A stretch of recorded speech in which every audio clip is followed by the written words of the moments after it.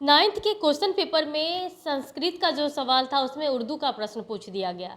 इसको लेकर के बिहार भर में क्या देश भर में बवाल मचा हुआ। ऐसे में बीजेपी के एमएलसी जीवन कुमार हमारे पास मौजूद हैं, इनसे बात कर लेते हैं और जानने की कोशिश करते हैं कि इसको कैसे देख रहे हैं आप।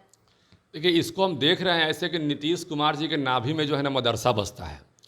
माननीय मुख्यमंत्री जी उससे ऊपर उठ ही नहीं पाते हैं। और संस्कृत का जब सनातन धर्म का जब सवाल उठता है तो हम लोग को मन में ये लगता है कि भाई वहाँ पर स्वच्छता से कोई भी वातावरण शांतिपूर्वक ढंग से कोई भी एग्ज़ाम हो और अच्छे तरीके से वहाँ पर लोगों के मन में एक ऐसी भावना जाए कि भाई यहाँ सब कुछ ठीक ठाक चल रहा है। लेकिन पूरे बिहार में 9वें के प्रश्न 9th के जो प्रश्न पत्र जो पूछे गए, उस प्रश्न पत्र में उर्दू के सवाल पूछे गए, ज़कात क्या है, ईद का सबसे बढ़िया पकवान कौन सा है। अरे भैया, आपका पकवान से क्या मतलब है हिंदू समाज को। और यदि यही सवाल यदि आपके उर्दू के प्रश्नों में पूछा जाएगा कि बताइए कि हनुमान जी कौन थे, तब आपको चीढ़ लग जाएगा। तो इस तरह के सवाल पूछ के मतलब हिंदू भावनाओं को भड़काने का प्रयास चल रहा है माननीय मुख्यमंत्री जी और उनके गठबंधन आरजेडी के लोगों के द्वारा। चूँकि शिक्षा विभाग तो आरजेडी के पास है, तो इस तरह का सवाल उठाकर मतलब कि मन में एक किसी को चिढ़ पैदा करना या धार्मिक भावनाओं को ठेस पहुंचाने का काम जो चल रहा है, और पाकिस्तानी फॉर्मेट को, अरबियन फॉर्मेट को, इस्लामिक कंट्री के फॉर्मेट को इंडिया में खासकर बिहार में लागू करने का जो प्रयास हो रहा है, ये कहीं से भी क्षम्य नहीं है, पूरी तरह से एक अपराध है। और इस अपराध के लिए मतलब भगवान सजा जरूर देंगे जो लोग ऐसा कर रहे हैं अपनी गद्दी पर बैठे रहने के लिए। हम ठीक है मानते हैं कि राजद और खासकर जदयू के लोग जो हैं उनको मदरसा से बहुत प्यार है, तो ठीक है, ये प्यार है तो भाई उनके बीचों में जितना आप करना है कर ही रहे हैं। लेकिन अब संस्कृत के क्वेश्चन पेपर में आप उर्दू के सवाल पूछ रहे हैं, आप उसे ज़कात क्या है, ईद में कौन सा पकवान अच्छा बनता है, कौन सा ईद क्या है, और ईद के बारे में आप सवाल पूछ रहे हैं, तो ये कहीं से भी जायज़ नहीं है। और कहीं से भी सनातन धर्म पर ठेस पहुँचाने का ये जो आपका जो रवैया है कहीं से भी क्षम नहीं है। जब आप सनातन धर्म की बात किए हैं तो हाल में ही कल या परसों की बात है, आरजेडी के विधायक एक बार फिर से माँ दुर्गा पर आपत्तिजनक टिप्पणी की है। आपने देखा ही होगा, इससे पहले लगातार हिंदुओं पर ही आघात क्यों किया जाता है। मुझे तो ये नहीं समझ में आता है कि इनकी हैसियत नहीं है कि किसी भी मतलब अल्पसंख्यक समाज पर ये टिप्पणी कर सके। इनकी हिम्मत नहीं है कि किसी भी अल्पसंख्यक समाज पर टिप्पणी कर सके, या उनके धर्म पर टिप्पणी कर सके, या उनके आयतों पर टिप्पणी कर सके, लेकिन हिंदू समाज को ही लगातार टारगेट करते रहते हैं। मैं बताना चाहता हूँ कि सनातन न खत्म हुआ है, न खत्म होगा, न खत्म हुआ था। सनातन आज नहीं, सनातन हजारों वर्ष पहले से जीने की एक परंपरा है। और सनातन धर्म जो एक ऐसा धर्म है जिसमें सभी लोग समाहित हैं, यही एक धर्म है जहाँ पर वसुधैव कुटुंबकम की बात की जाती है। यही धर्म है जहाँ कहा जाता है कि धर्म की जय हो, अधर्म का नाश हो। यही धर्म है जहाँ सबको एक दूसरे से जोड़ कर रखने की बात की जाती है। और सत्यम शिवम सुंदरम यही धर्म है जहाँ कहा जाता है। तो ये ऐसा धर्म है जहाँ सबको एक दूसरे से जोड़ कर रखने की बात होती है, कहीं भी कट्टरता की बात नहीं होती है। बाकी अन्य धर्मों में तो कट्टरता की बात पढ़ाई जाती है, बजाय किताबों में पढ़ाई जाती है।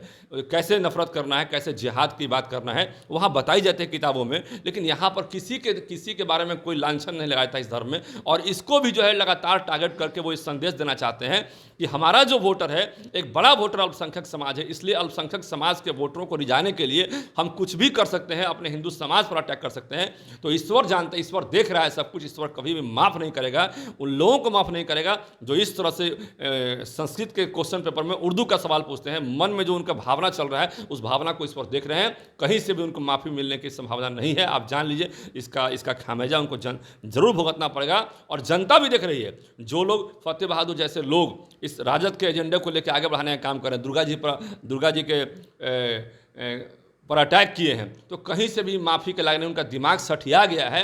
हमको लगता है कि उनका दिमाग भ्रष्ट हो चुका है। और ऐसे भ्रष्ट व्यक्ति को कभी भी समाज में आगे बढ़ा के चाहती है राजद कि हम जो है एक धार्मिक भावना को ठेस पहुंचाने का काम करें, दंगा करने का काम करें। तो बिहार में जान लीजिए, बिहार में लोग समझदार हैं, कहीं दंगा नहीं होने वाला है। ये लाख प्रयास करें दंगा करवाने का, ये लगातार दंगाई पार्टी है।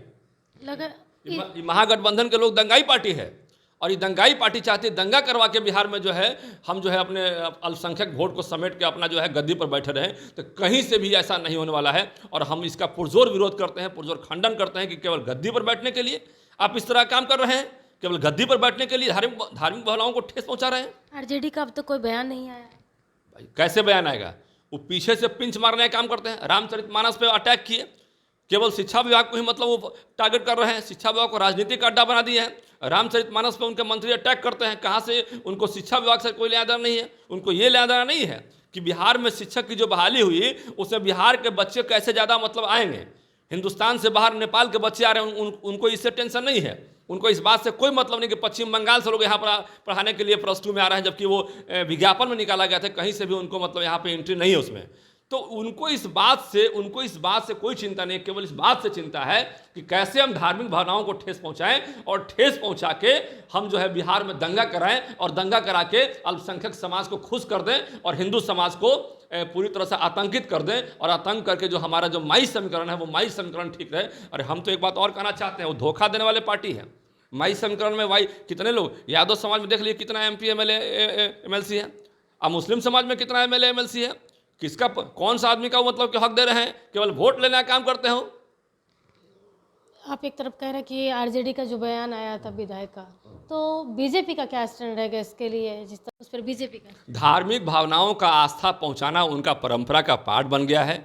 धार्मिक भावनाओं को ठेस पहुंचाना आरजेडी और महागठबंधन के खासकर जदयू के मतलब नेताओं को एक परंपरा का पार्ट मान लिए हैं वो लोग। कहीं से भी बीजेपी इसको एक्सेप्ट नहीं करती है, कहीं से भी बिहार की जनता इसको एक्सेप्ट नहीं करती है, और कहीं से भी हिंदू लोग इसको सपोर्ट नहीं करते। हिंदुत्व को ठेस पहुंचाने का कोई भी उनका कार्यक्रम, हम पुरजोर इसका विरोध करते हैं। और यदि इसी तरह उनका कार्यक्रम चलता रहा तो पूरा झंडा पटाखा बैनर लेकर पूरे बिहार में घूम घूम के इस बात को बताने का काम करेंगे कि आप धार्मिक भावनाओं को ठेस पहुंचा के कहीं से भी जो है आप अच्छा काम नहीं कर रहे हैं, और दंगाई माहौल जो बना रहे हैं, दंगा करवाने का जो माहौल बना रहे हैं, कहीं से भी इसका हम सपोर्ट नहीं करते हैं।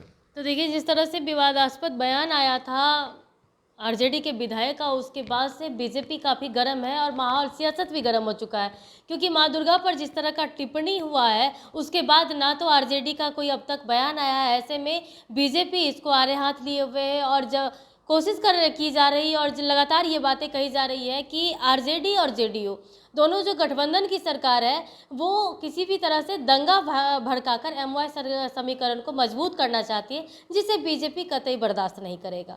फिलहाल के लिए इतना ही। बने रहे कशिश के साथ। पटना से अंकिता सिंह की रिपोर्ट।